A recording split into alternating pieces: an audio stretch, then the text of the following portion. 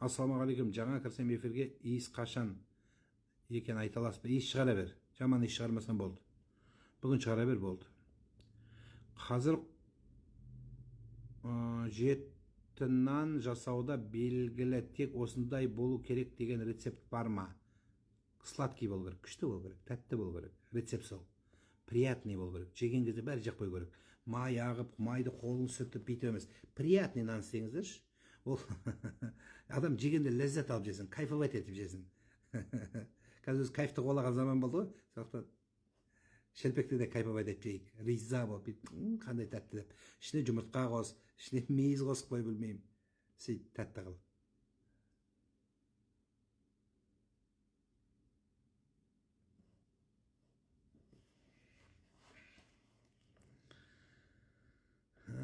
Түсімде өзім асырап жүрген мысығым өліп қалған дейді. Не мағына дейді. Өлсе өлсін сол. Сен аман бол. У меня есть долг перед человеком, который скончался недавно. Как быть? Подскажите, пожалуйста. При свидетелях или с свидетелями вы должны отдать эти деньги, долг, вернее, ваш, наследникам. Только со свидетелями. Если вы не знаете, то есть кто его свидетели, то есть являются его наследниками, не знаете или нет возможности найти этого человека, то тот долг, который у вас висит, вы должны отдать малоимущим. И сделать намерение, что этот долг именно отдается за того человека, вернее, благомилостивно, с которым вы были должны.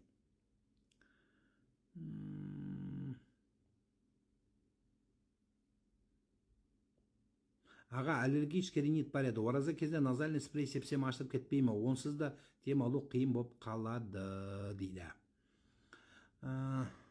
Егер мұрныңызға сепкен кезде жұтылатын болса, онда ораза бұзылады. Егер жұтылмай, мына мұрын танаудың ішіне қалып қойса, онда ораза бұзылмайды.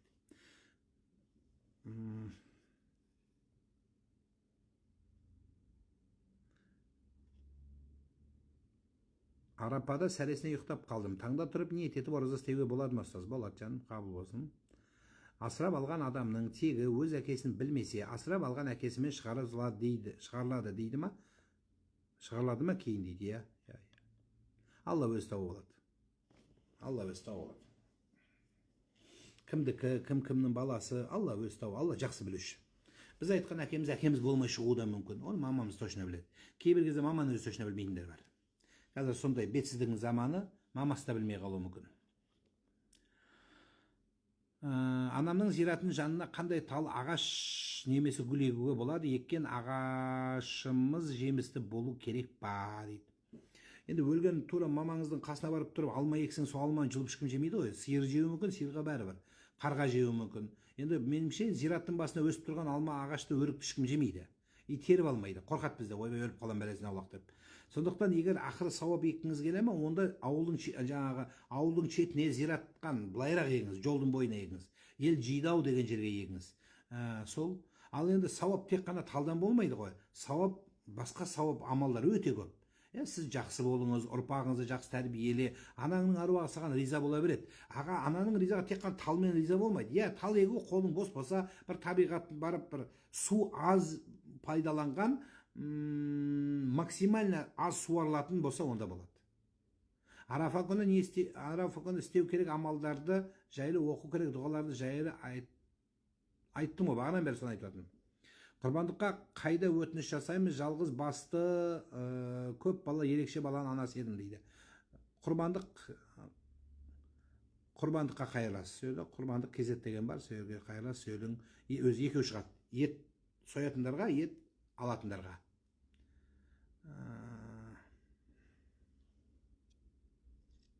Перепутала время саресы, покушали после утреннего намаза. Ораза нету. Бұрын маған қарыз берген адамды ұмытып қалсам не істеуге болады? Садақаға таратып жібересің маған қарыз бар адамдарға деп. Ұлағат деген не мағына? Ұлағат деген тәрбие, ұлағат деген үлгі, ұлағат деген өнеге, ұлағат деген қасиет бәрін қамтиды. Сіз Алматыға келесіз бе дейді. Келем. Қадіріңді білмейтін, көңіл бөлмейтін, қамтамасыз етпейтін күйеуден кеткен дұрыс па? Айта шаршадым, қадірсіз болдым ау.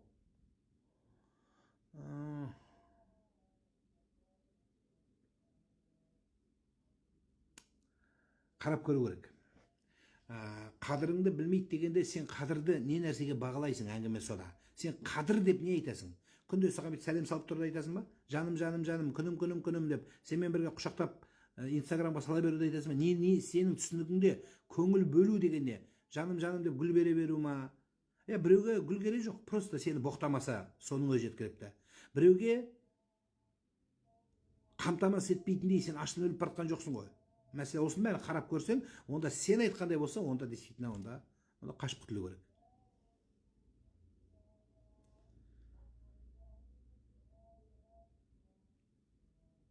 Қажет намазы қай уақытта оқылған абзал? Түнде.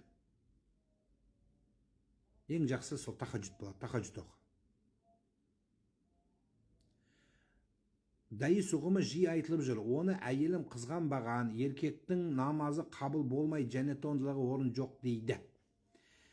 Дайыс деген араптың сөзі, қазақшада дайыс деп қояды. Бұл дайыс біздің қазаққа да кірген кірме сөз. Бұл сөз не? Пайғамбарымыз Мұхаммад саллаллаху алейхи ва саллям айтады, дайыске тозақ жәннет түгіл, жәннеттің иісі арам дейді. Жәннеттің иісін сезбейді бұл адам. Енді қандай адам? Ол әйелін қызғанбаған емес.